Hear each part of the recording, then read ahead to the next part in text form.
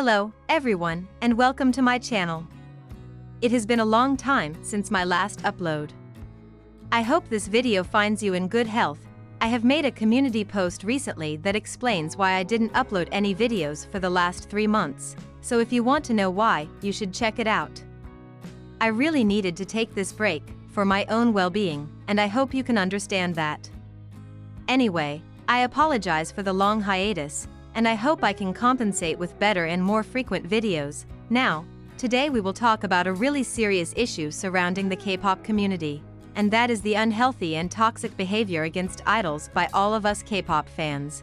I really wanted to approach this issue for a long time. And I think this should be the topic to come back to YouTube. Certainly, almost all of you that are watching this video are within the K-pop fanbase. And due to that, most certainly, you have seen how toxic this fanbase can get. This toxicity affects not only the fans, but also the artists, not only because it's impossible to be completely fine living in a toxic environment, but also because much of that toxicity is towards the artists.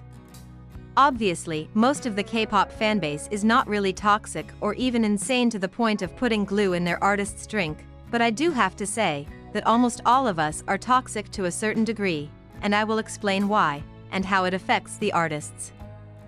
In this saturated and competitive industry, we fans commonly become overwhelmed with the quantity of content we have at our disposal.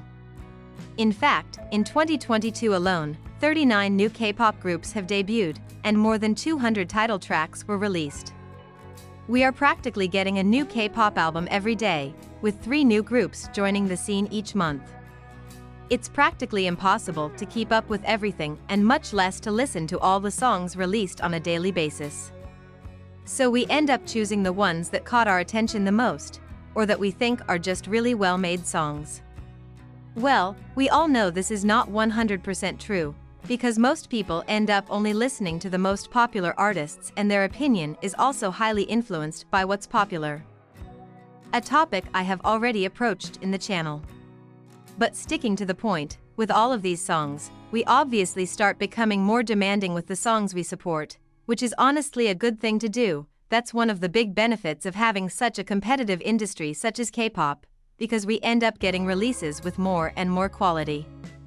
Basically, we only want the best. This idea is not only present in our selection of songs, but also on the artists to stan. We are more and more demanding with the artists that enter the K-pop scene. We are always expecting them to be the best dancers, the best vocalists, the best rappers, while looking flawless, 24/7. And this is a problem that I think every one of us has.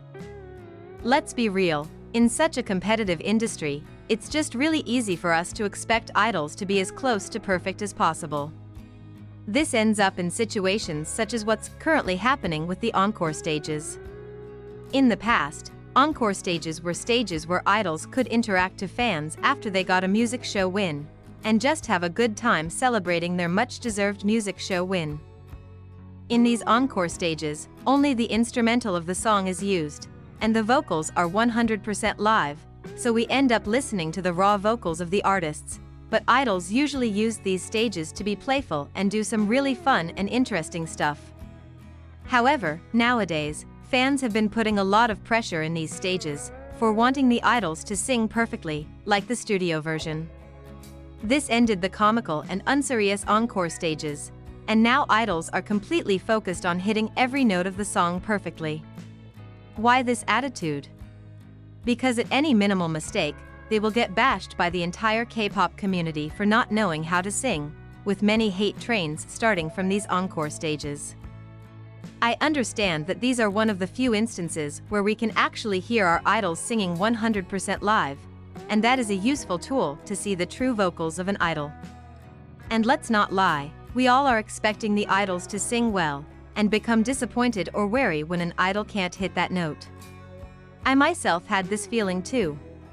Now, obviously it's hard to just overlook this, especially when it's something that has happened a lot, but we can't forget that when idols are doing the Encore Stages they aren't even in their best condition. They have been promoting on music shows for at least a week by then, with hectic schedules, barely any sleep, so their throats won't be on their best state.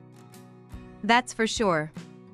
It's also very common for singers to have a sore throat when singing for a long time, such as happens in a comeback period. Not only that, but just like all of us, idols have their bad days, days where they didn't want to be on stage at all.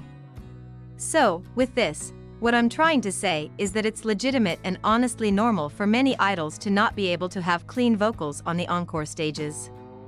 So, let's all think about this, and try to be a bit more emphatic next time we face this situation. More recently, Big Naughty was caught in a controversy, because during a concert he went backstage for less than a minute during one of his songs, and it was revealed that he went backstage to kiss his girlfriend, since the song that he was performing was special for them. After this incident, netizens criticized Big Naughty a lot, to the point he had to post a public apology. Yeah, a public apology for kissing his girlfriend mid-concert. People started attacking him for not being professional, and for making fans worry, and that, for me, just blows my mind. First of all, he left the stage for less than a minute, and even the fans got worried. It was something so quick that they barely had time to suffer.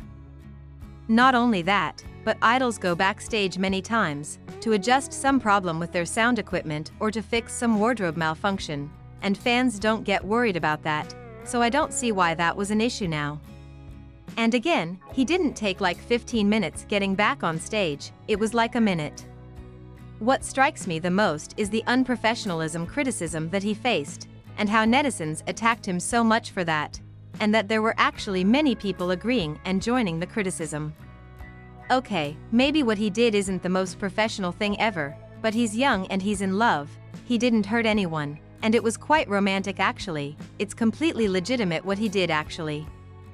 And it pains me to see how we all judged him so quickly and put in cause all of his professionalism due to this simple incident, that isn't important at all. It's one more example how this industry is actually making fans to be more and more demanding of perfection from the idols, that is actually making us forget that idols are human beings just like us, that will commit mistakes, and that shouldn't cost their reputation or even career. To further get my point across, I will finish with one last example, that is Hwasa's police process that is currently going on. For those who don't know, during a performance on a university campus, Hwasa made a suggestive gesture that is actually not that shocking. After some time, the Parents' Association of this university got to know that and filed a complaint against Hwasa for public indecency. They affirmed that it was indecent to make such gesture in front of such crowd. But the truth is, she made that gesture to a crowd of grown-up people, or at least to late teenagers. What surprised me the most was the number of netizens that actually started finding reasons to defend the Parents' Association and attack Hwasa.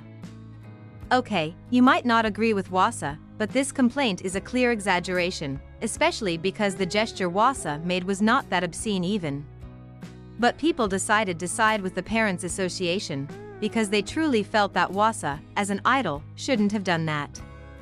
Obviously, this position is also due to other things, namely being a female idol, and just the fact that is Hwasa, since this community really has a thing against this woman. But once again, you could see that many people were actively attacking Hwasa just because she made a tiny mistake, if we can call it that.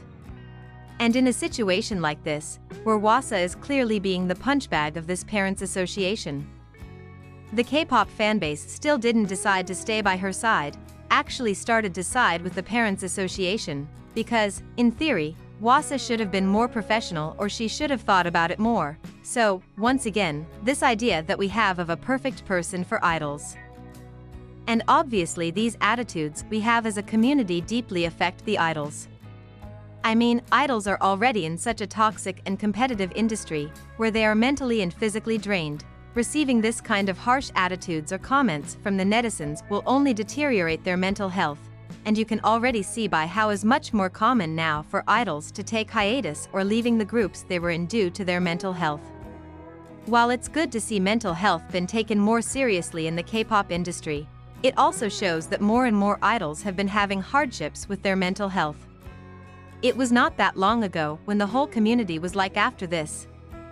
We really need to be nicer to idols, and that lasted, quite literally, a day. With this, I think we should all individually help to make this community less toxic, by just being a bit more tolerant, comprehensive, emphatic and nice to idols.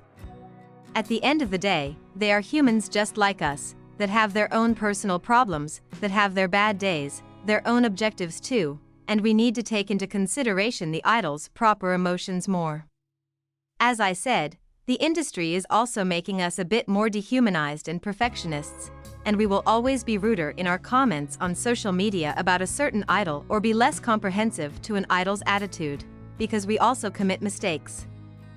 But I think if we can all try to be a little bit better, and reflect more on the things we say or do, and be more tolerant and emphatic, I think we can turn this environment a little less toxic, and I'm sure the idols, but also all of us, K-pop fans, would appreciate. I hope I was able to make you reflect on this topic, and maybe cause a difference in the way you see things. I feel like this is an important topic for K-pop, and it's something that needs to be changed, and that change can start with each one of us. Thank you so much for watching this video until the end. Let's all be nicer.